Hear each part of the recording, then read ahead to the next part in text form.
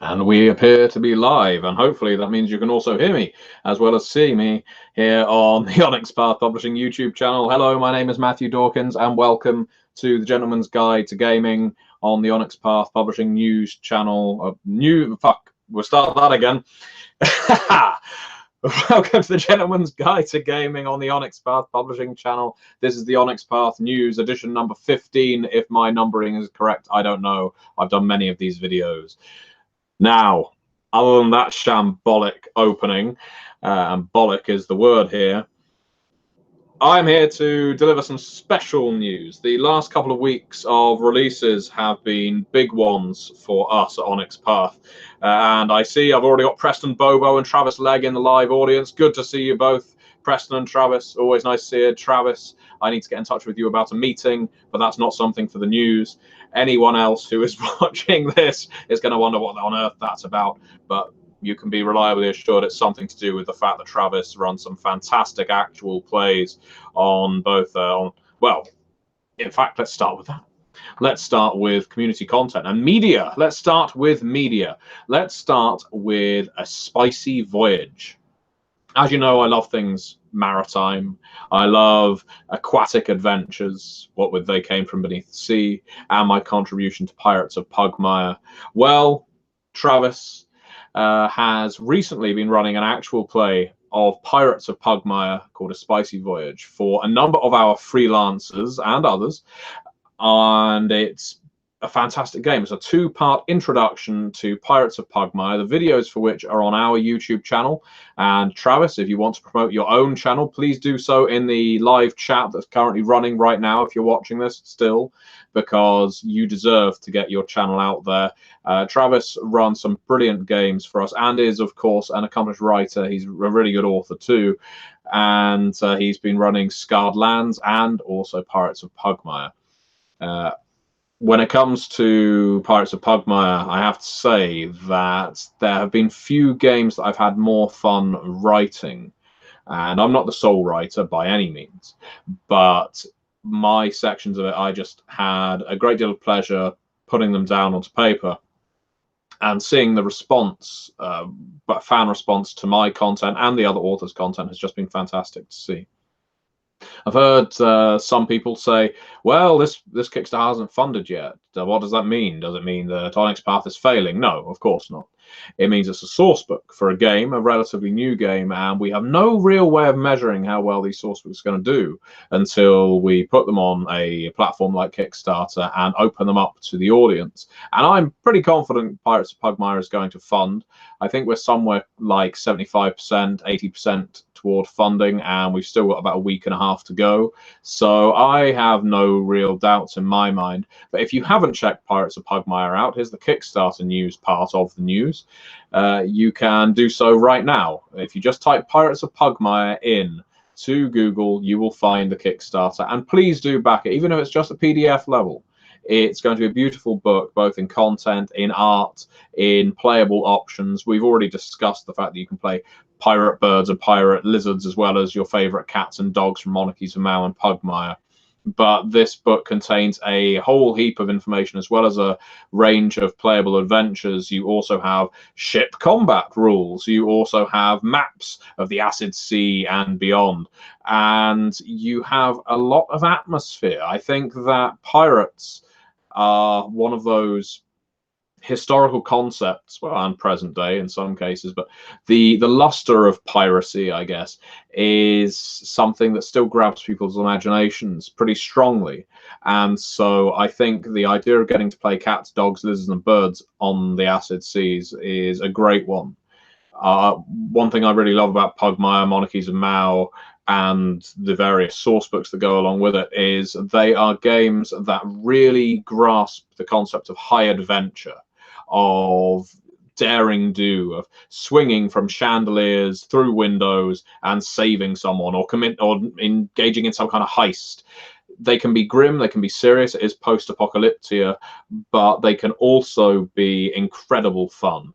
And I think Pirates of Pugmire is a wonderful focused part of that. So please do check out Pirates of Pugmire if you haven't already. All of us are very proud of it, And Eddie, as always, has been a fantastic developer on Eddie Webb. And obviously, Pugmire and Monarchies of Mao, they are his creative babies. And if you're a big fan of his work, or even a little fan of his work, give them a look, because I don't think you will go away being disappointed. Eddie always spends a lot of time making sure that the works that he contributes to are well polished, are well refined, and enjoyable for the audience. And I think there's a hell of a lot to engage with Pirates of Pugmire. So please do check it out, even if you have your doubts. Bear in mind, games like Pugmire and Monarchies of Mao also make fantastic gifts for people who may be new to role-playing. They are excellent games for getting people into the hobby, let alone the industry. So moving on from Kickstarter, the reason this is a big special Onyx Path News edition is because during my absence, which I'll go into, we have had a couple of major releases. Those releases being Fetch Quest is now available to buy. In fact, it should be linked in the description below. And I got a chance to play around with Fetch Quest at the UK Games Expo, which we'll get into. And it's just such a wonderful game. A dungeon crawl, or a D&D game, effectively, by way of a card game, and of course set in the world of Pugmire. And once again, it's a brilliant introductory product that can enable people to just get into a role-playing game world without all of the heavy lifting involved in a lot of tabletop RPGs. Fetch Quest is a game that is suitable for a big range of ages. I would say you could introduce children to role-playing with it. It's brilliantly colourful. If you like the art in Monarchies of Mao and Pugmire, you will like the art in Fetch Quest. I think that goes without saying. And it's also a really low price. Do check out the link in the description box below, because if you're a fan of fantasy, of adventure, of Pugmire, of Monarchies of Mao, Fetch Quest is a beautiful addition to have on your shelf to introduce to your gaming group. It's a wonderful game you can just pick up and play, and there's a lot of variations to it as well. It's by no means one and done. I think that's one of those things I enjoy about laying out a dungeon card by card. It means there's a lot of flexibility about how it might go, and Fetch Quest is certainly fits within that bracket. And I'm just going to read some of the comments that are being left right now. Preston Bobo says, I'll try to catch up with you if you attend Gen Con. Unfortunately, Preston, I will not be attending Gen Con this year. I say unfortunately. I love attending Gen Con, I just don't love the travel there. I don't mind flying per se. I just don't like having to get connecting flights within American airports. It's always a little too stressful. And pretty much every time I've traveled to Gen Con, there's been some traveling mishap with delayed flights, missing luggage, that kind of thing. So it'll be nice to have a year off. And this year is my year off. I may well be back next year. But I am going to a couple of other conventions coming up this year. I will, of course, be at Dragon Meet in December in London, and I will be at Tabletop Scotland in Perth, which is just north of Edinburgh, in the end of August. So do look me up there. What other comments do we have? We also have Travis Legg saying, thank you. Well, thank you, Travis. Thank you so much for putting together an actual play of Pirates of Pugmire, because you did it at such short notice. And the people who have engaged with it, I've got feedback on it that have said they really enjoyed it. They enjoy your guide style, your GMing style, and they thought all the players had a great time. So you did your job, you did it well, and we really appreciate it. Let's see, we also have Michelle. Pirates is the first Pugmire Kickstarter I've backed. Just an awesome book with lots of new options and rules. Really opened up the game for me. That's an excellent piece of acclaim there, Michelle. And Preston again says he loves Eddie. He is such a fantastic developer, and it's clear that he is a real fan who has such a deep caring for his products. I couldn't put it better. Eddie is one of the best. One of the good guys, as they say. So Fetch Quest isn't the only big release. In fact, it may have to play a little second fiddle to, drumroll, Scion Origin and Scion Hero, both released last week as of Wednesday, time of recording, and that is a big one. That game, those games, are something we've been building up to at Onyx Path for a long while. And under the helmsmanship of Neil Raymond Price, his fantastic team, the fantastic team that put together the story path system, and there are many credits in this book, and they are all deserved. Scion Origin and Scion Hero are now available to buy. Even if you didn't back the Kickstarter, even if you didn't back it on Backerkit, you can now buy them. And what's more, you don't have to buy them print on demand. Now, what I mean by that, I'm perfectly fine with print on demand books. Most of the books behind me, Chronicles of Darkness wise, in fact, all of them except I think Changeling the Lost, are print on demand. And I've never really had an issue with the quality there from, I think it's Lightning Source, who are the printer in the UK. But I know some people have had issues, and that's fair enough, which is why Scion is available to buy in retail. This is no small thing. Onyx Path Publishing's sales method, I guess, has largely been through online venues.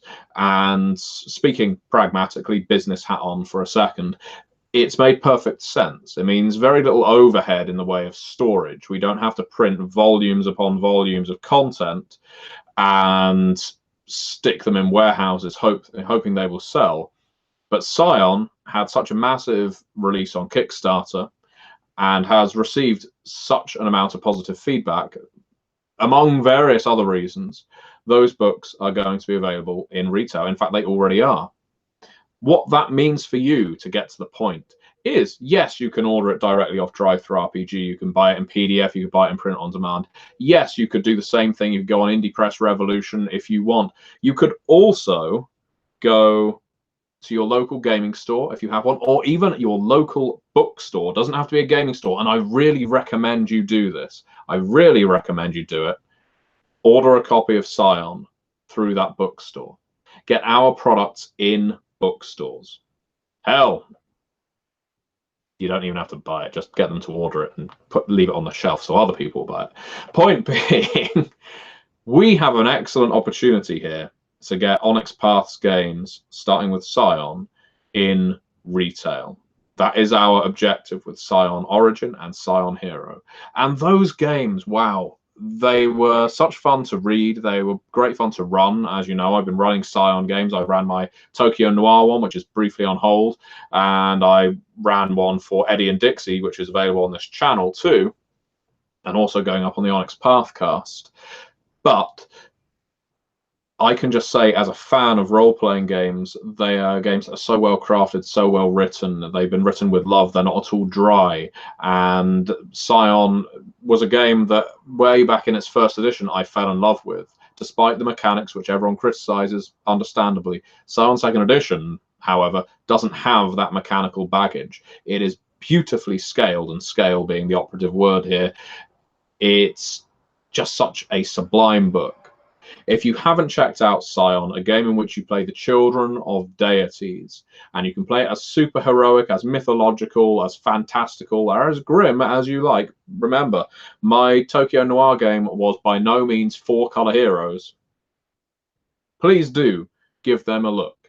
We have a whole bunch of other Scion projects on the go, but you can get Scion Origin and Scion Hero right now from DriveThruRPG, from Indie Press Revolution, from your local retailer. All you have to do is ask, and they will order it.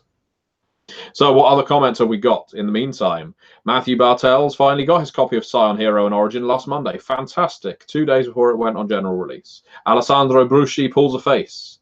Travis Legg says, am I going to the Midwinter Summit? I am going to the Midwinter Summit, barring incident. Kerry Bolwell also got their Kickstarter copy last week. And Preston Bobo got his Kickstarter products as well. Super excited for Scion and Trinity. I'm very much excited for Trinity, that's for sure. So yeah, lots of positive words in the comments right now as we do our live news broadcast. Where else do we go from here? Well, we've had a few other releases that have been a lot of fun recently, like the C20 Player's Guide, for instance. Errata has been plugged into that. That's a book that is going to be going out for print on demand very soon. Changing the Dreaming is one of my favorite games. It's often felt like the stepchild of the World of Darkness, but it is a game with a hell of a lot of fans, and I think that the C20 Player's Guide is a brilliant exploration of the world available to you in Changing the Dreaming. So do check that out. If you order it in PDF now, of course, you will get the fully updated version once all the errata is plugged in. Oh, Preston Bobo says Scion Dragon and not Cthulhu. Well, there's both coming out. Scion Dragon and Masks of the Mythos are both being made, so keep your eye on the ball there. In terms of Kickstarter, I mentioned Pirates of Pugmire is currently running. It's the person that just asked. So yes, please do check Pirates of Pugmire out on Kickstarter. But that's not all, because Backerkit still has several games available on it that have not yet been released. So if you still want the Prestige editions that were available on Kickstarter, but you missed the Kickstarter, do not fear. Backerkit is your friend. You can still get games like Geist the Sin Eaters, They Came from Beneath the Sea, Chicago by Night. And by the way, Chicago by Night, I'm seeing all the art rolling in now, and Mike Cheney's layout of that book is beautiful. He is doing a fantastic job on Chicago, so I'm very excited about that. That was a book that took a lot of effort on my part and the writers and the editor. There was a lot of characters for Dixie to edit. But yeah, I think Chicago by Night is going to be the best V5 book yet. And I say that without equivocation. So, Backerkit is still your friend. Dystopia Rising Evolution is also on there. Please do look them up if you're a big fan of getting prestige copies of our books or traditionally printed copies of our books when they're books that will be released on Drive-Thru RPG predominantly afterwards. Backerkit is your last opportunity to get them like that. Preston wants to know, is Scion Dragon and Mask of the Mythos going to be Kickstarters? I very much assume they will be, Preston. So, where do we go from here? Well, I'll tell you where we can go from here. We can go on to some of our media. I mentioned this briefly with Travis, who rudely cut in very early on. How dare you, Travis? But it's all right. I forgive you for that because, as I said, Myths and Matchmakers, your other games are brilliant. They're all worth checking out. But what we want to find is some of our other actual plays, and I've got a whole list of them here. I'm going to go through some of them. As always, let's start with Scarred Lands, because you know what?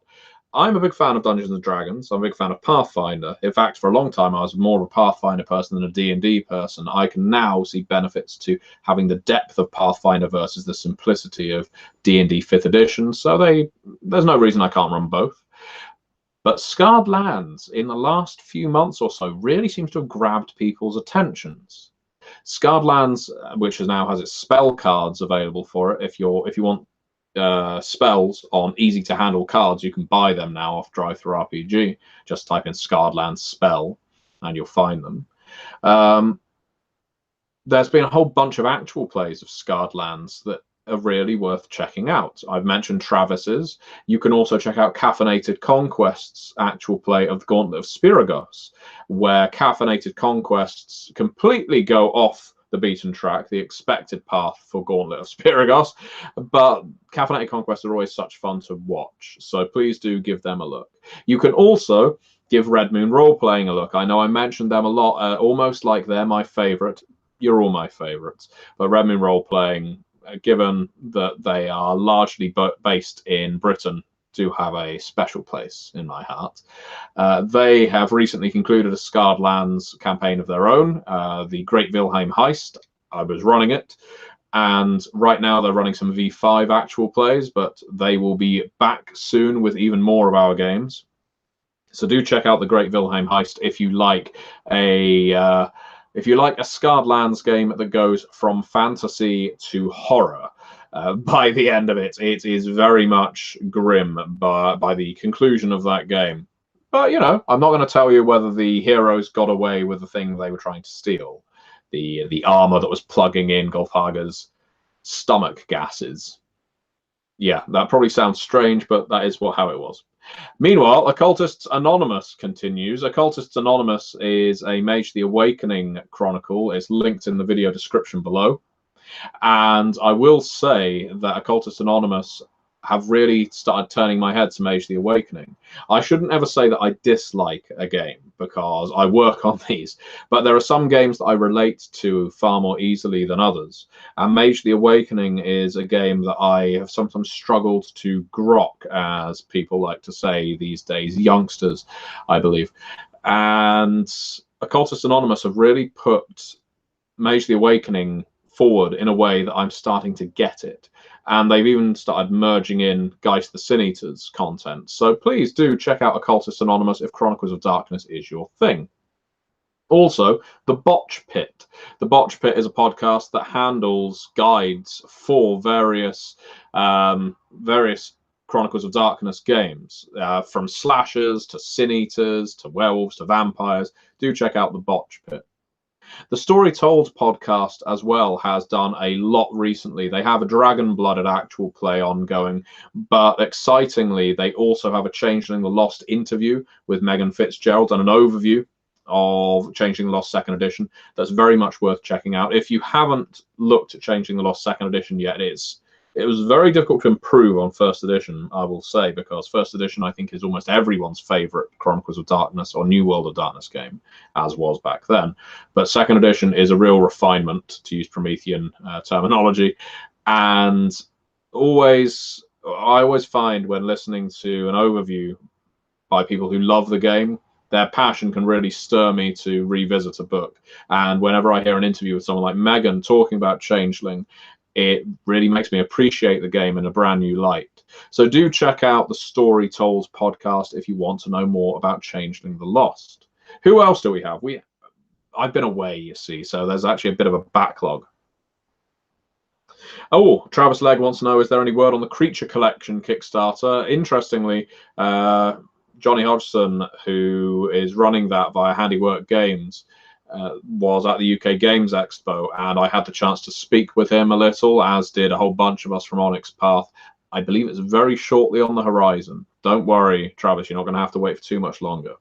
Alessandro wants to know when Signs of Sorcery is going to see the light of day. My mage players would really love to get their hands on that. Everyone really likes to get their hands on Signs of Sorcery, Alessandro, and it is coming. It's very, very close now. I've said in a video before now that Mage the Awakening fans are some of the best fans we have because they truly love the game. They just love it. They love Mage, and they want to plumb its depths. Now, that's a double-edged sword for us, because when you've got fans that are so ardent for a game line, the books need to be perfect. They really do need to be as close to perfect as we can make them, because it doesn't do them justice if not. And I'm not saying it's your fault for loving the game too much. What I am saying is we have really worked very hard to make Signs of Sorcery the book it needs to be, and I believe it is there now. So it won't be long. It will not be long. I can't give you an exact date, but it won't be long. In terms of other media, who am I missing? Well, I should probably check myself. Let's see. Have I missed anyone? Of course. Satiros, Phil Braccato, our Mage the Ascension developer, has been very busy recently taking on various interviews. He's been being interviewed about Mage the Ascension 20th Anniversary Edition and various books that he's working on right now, including, I think it's the Symposium podcast. That's one that's worth checking out. He's discussed the evolution of Mage the Ascension and how to become a writer with them.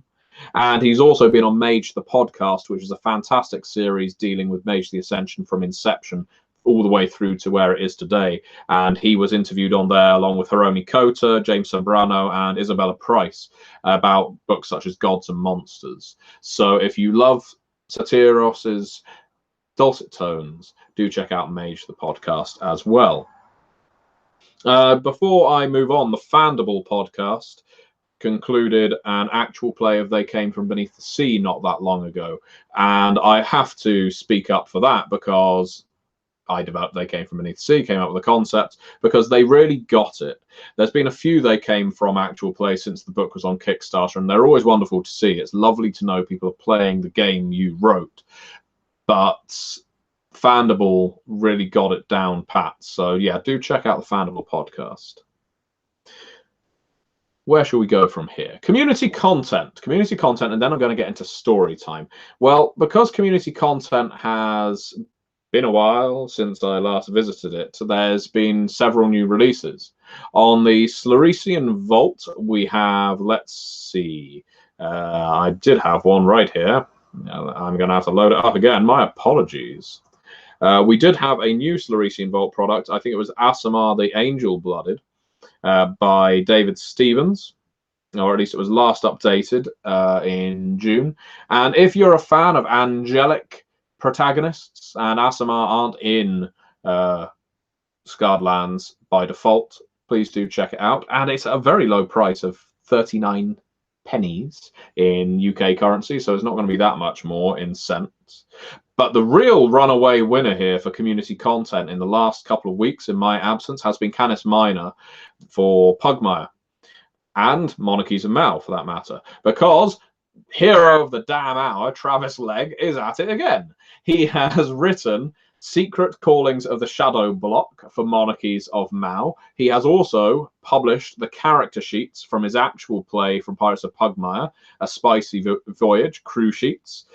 So if you're interested in finding more about the characters who were on the actual play that's on this Onyx Path YouTube channel, please do check that out. There's no cost for that one, whereas Secrets of the Shadow Block, which is a lovely, lovely product, is still remarkably low priced because Travis seems to be keen on cutting his own throat monetarily. Good for you, Travis.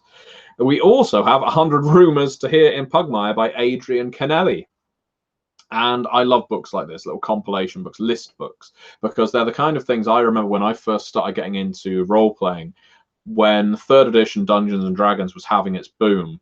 Every single indie publisher was releasing a book like 100 magical items, 100 spells, 100 curses, 100 whatever, 100 descriptions of an elf. And I would buy these books. I had shelves full of 3rd edition books, but they were fantastic. For someone new to role-playing, they were a brilliant gateway into how to build a world as a GM. So do check these out. Secrets of the Shadow Block is especially the one I'm going to call out today as the one you want to look out for, because the Shadow Block is a mysterious faction of cats in Monarchies of Mal, and there are a few people better placed to write about mysterious factions of shadowy cats than Travis Legg.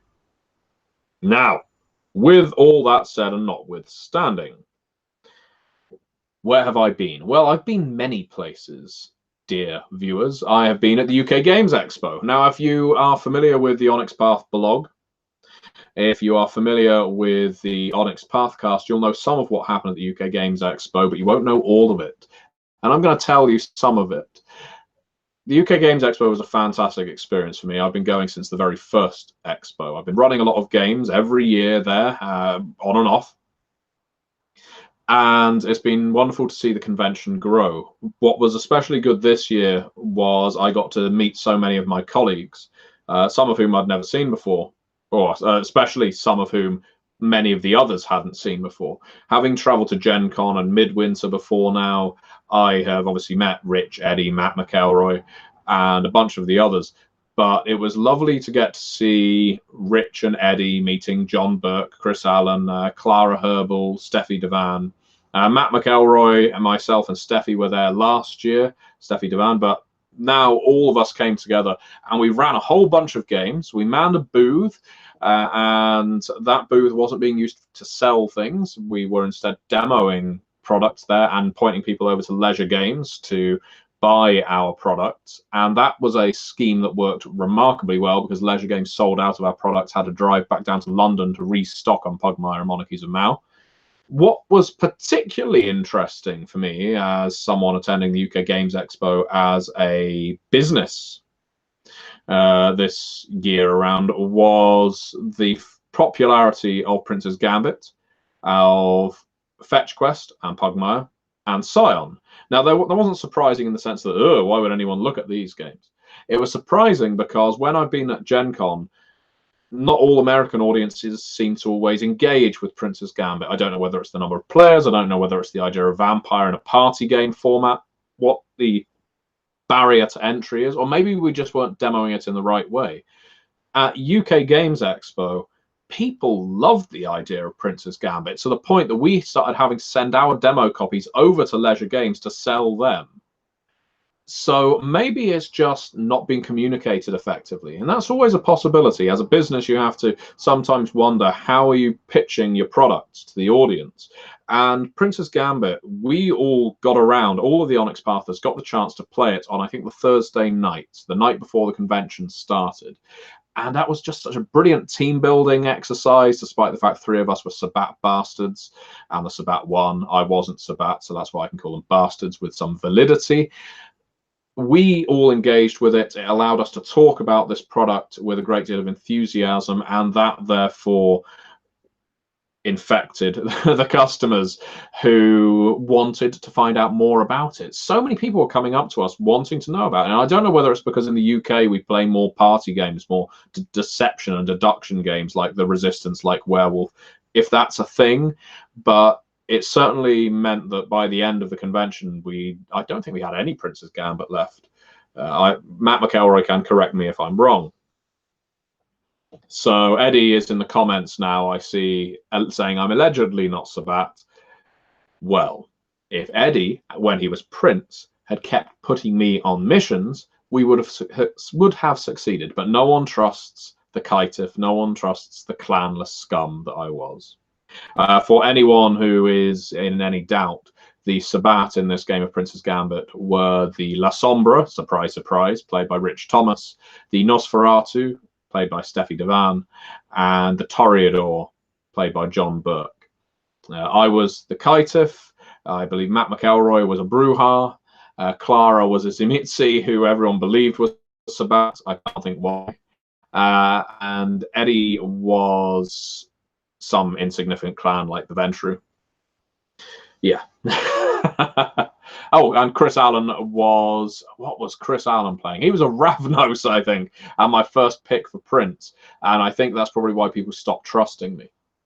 Yeah. Either way, Prince's Gambit is such a good game, and not just because it's a fun party game that's easy to pick up and play.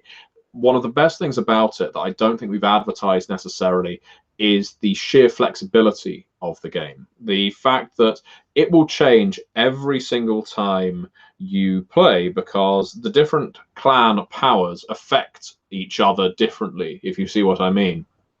They always have the same default effect, but the strongest example I can use is the Tremere, who is able to basically allow another player to use their power again. And each player can use their power only once, unless the Tremere is in the game. Now, the Tremere wasn't in this game, but if you take that power out, it suddenly creates a different economy to when there are multiple, when there is a Tremere in the game. And the Caitiff, for instance, can imitate someone's power, can use the same power as another vampire. That really changes the mechanics, just like the Giovanni is allowed to resurrect cards that have been played already. That's an interesting mechanic as well. So I think that Prince's Gambit, one of its strongest features is the ability to play it multiple times and come up with different outcomes each time. I think that's a great deal of fun. One of the things Eddie has pointed out is it's very different playing it with people who don't know Vampire compared to people who do, because yes, we did go in with the automatic assumption in some cases that the Sombra and the Zimitzi were Sabat. Certainly Rich made no bones about the fact that he was Sabat after about the second turn, but we had that preconception. So that was interesting. And I'm telling you this because if you've not given Prince's Gambit a chance yet, it is linked in the description box below. Please do check it out. It doesn't cost much, and it's a fantastic game you can play with a whole bunch of friends. Even if they're not role players, it's a brilliant party game to play on a night where you go around each other's house to watch WrestleMania or something like that. Play a copy of Prince's Gambit beforehand. Intersperse it with your board games, with your miniatures games. It's just a brilliant icebreaker. It's also very good for work-based, office-based exercises. I was a trainer in a previous life, and I was always looking for games like this that could really act as icebreakers. So yeah, do check that out. What else did we get up to at the UK Games Expo? Well, there was a lot of things we got up to. We ran a lot of games. Eddie, for instance, ran Dystopia Rising, as well as Monarchies of Mao, and we had a whole bunch of people running Chronicles of Darkness games for the Chronicles of Darkness tournament that took place on the Saturday. If you want to find out more about that, do listen to the Onyx Pathcast. This is only the first tournament we've done, but I don't think it will be the last. We were running games of Scion, of Legend Lore, of Vampire the Masquerade 5th edition. Clara was doing Vampire, Steffi was doing Legend Lore, Chris Allen was doing Scion, and John Burke was doing They Came From Beneath the Sea. Clara had a bit of a complaint about the They Came From Beneath the Sea actual play that was going on in the same room as her, because everyone was laughing too loudly for mood to be maintained at the vampire table. But I don't mind that, because They Came From is my game. If I had to pit the octopuses against the vampires, I'm afraid the octopi would win.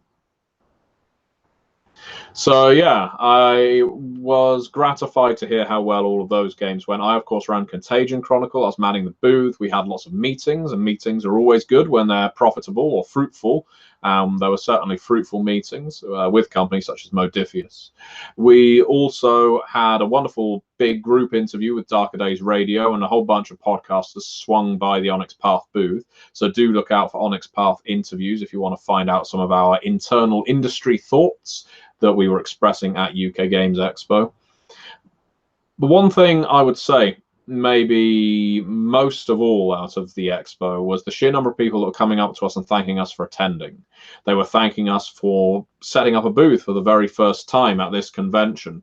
I think a lot of Brits were just really pleased to see Onyx Path have a presence there, and then to find out that they could buy our products at the Leisure Games stand. It was heartening. And it means, you know, it's one of those things that makes it more likely that we will attend again in a year, maybe more. So yeah, UK Games Expo was great fun. We will have to do it again, minus the emergency dental work that occurred on the Thursday this time around. But that's a story for another day. Other big special news. Well, I'm going to add a little bit more before Octopodes. Thank you, Preston Bobo, not octopi.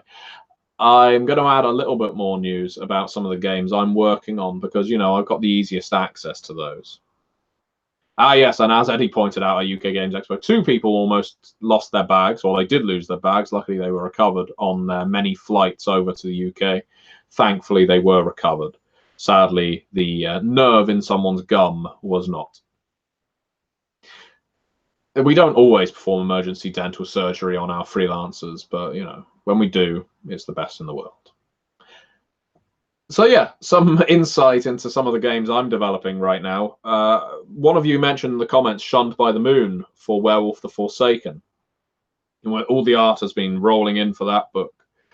Myself, Chris Allen, and Leith Shields have been looking through that book. We've been proofing it, and I've been making a few changes.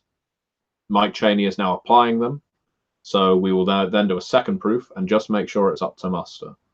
If it is, then you can expect to see Shunned by the Moon coming very, very soon. Why do I mention it? It's because Wealth of Forsaken hasn't had a huge number of releases since its 2nd edition, and this book, which is a big book, a big source book, it's more than just a bestiary at this point. It's got a whole load of things that both storytellers and players will want to access, from powers to antagonists to advice on how to play a game of Wealth of Forsaken, and not just in a single little sidebar. We got a decent sized chapter which breaks down a whole different range of running Wealth of Forsaken, because it isn't always a game people just get. So we thought this was important. And it's a book that looks absolutely stunning. The beauty of the art in this book is amazing. So all credit to the artists and of course the writers for Shunned by the Moon, because I'm really looking forward to what this one looks like in print. I own most of the books I've worked on in print version, but not all. This is one I will definitely be ordering to sit on my shelf and see use at the table. So I think, other than that, we have a few minutes for questions. Does anyone have anything they want to ask before I sign off, ideally related to Onyx Path Publishing? Now is your time. If you want to take it, you have the opportunity. I will be watching.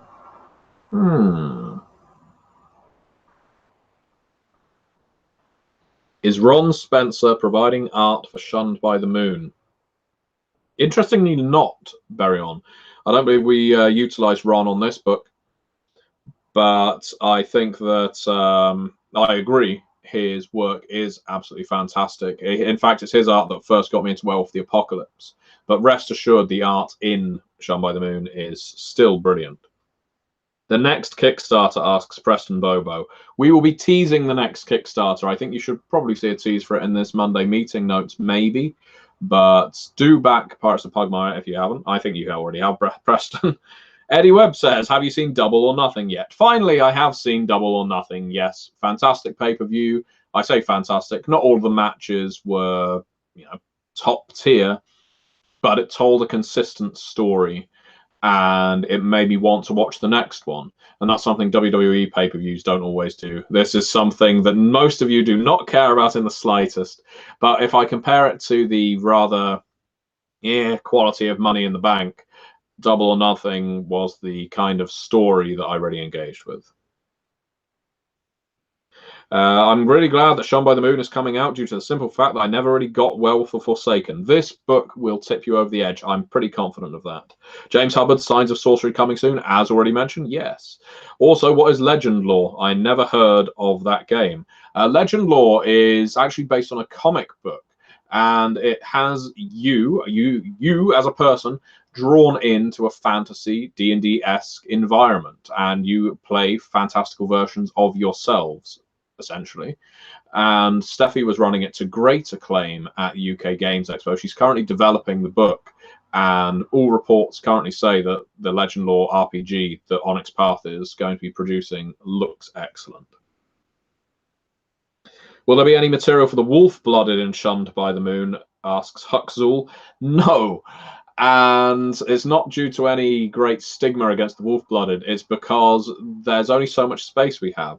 And this book contains, from memory, we have the Pure, we have Ghost Wolves, we have Bale Hounds, we have Idigam, we have Spirits, Spirit-Ridden, we have Hosts, we have Void Reavers, we have Gerayo, which are also present in the Contagion Chronicle in a different form. What am I missing? I'm sure I'm missing something. We also have a whole bunch of mortal antagonists. So there's a good quantity of creatures available in Shunned by the Moon. Preston Bobo says, I think I've backed all of the Kickstarters except for Dark Eras. I think I've been inspired to up my pledge on Pugmire. Thank you, Preston. That's actually really kind of you. If you want to up your pledge on Pirates of Pugmire, get yourself a second copy and give it to someone as a gift. Buffalo Bill asks, what things about the Pure can be talked about regarding Shunned by the Moon? Ooh, well, if you want gifts for the Pure, merits for the Pure, if you want a bunch of antagonists for the Pure, then this is definitely the book for you. It gives you a good amount of information for all three of the Pure tribes. David Fuller says, I'm here for the WWE chat. What are tabletop games? Tabletop games are games in which people adopt a thing called kayfabe to play characters, and they pretend to hit each other by rolling dice. It's all very choreographed. There's usually someone in guerrilla position running the game from behind the scenes, and that person, sometimes called the VM or Vince McMahon, is responsible for setting the storyline out. Sometimes it works, sometimes it doesn't, sometimes it has to be abandoned halfway through, like when Vince's limo exploded. Burial says, I do know that there are at least 2 wrestling tabletop RPGs. One is a D20 game, which isn't very good, and the DDF Basic Adventure game, which is a lot better. I think, in fact, I've got a very good wrestling RPG down here, which I will show off on the Onyx Path news, of all things. I'm going to show off a game that is not Onyx Path, and it's this one, Worldwide Wrestling. Still got the price tag on it at that. And this is a really good wrestling RPG, but there are always new avenues to exploring wrestling RPGs, so stay tuned. One day you might see a wrestling RPG from my hand and that of Eddie Webb. Maybe. Travis Legg, is there one called From the Top Rope? Oh, good Lord. Okay, we're getting lots of comments about wrestling now, and I probably should be signing off because I'm sure there's a book I need to be working on, at least one of those. So, with that said, thank you very much for watching. You can, by all means, carry on commenting in the chat log below, at least until it switches off. But thank you so much for engaging with this live broadcast of the news. I thought, do it live. It will be a bit more exciting. People will engage with it, and I might do this more often. It's always fun to do a live video once in a while. So thank you very much for watching, and see you on the Onyx Path blog this Monday night.